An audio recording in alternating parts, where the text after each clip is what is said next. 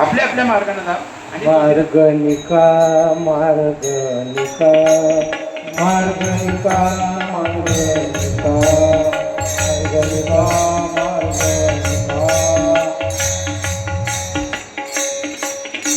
मनमत मारी तसे हाका मनमत मारी तसे हाका मनमत मारी तसे हाका मनमत मारी तसे हाका मनमत मारी तसे हाका मनमत मारी तसे हाका. कोणताही संप्रदाय जोही संप्रदाय असतो त्या संप्रदायाची काही प्रमुख अंग असतात, प्रमुख त्याचे घटक आहेत.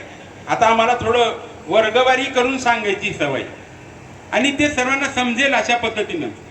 आता संप्रदाय घ्या, आपला वीरशैव संप्रदाय.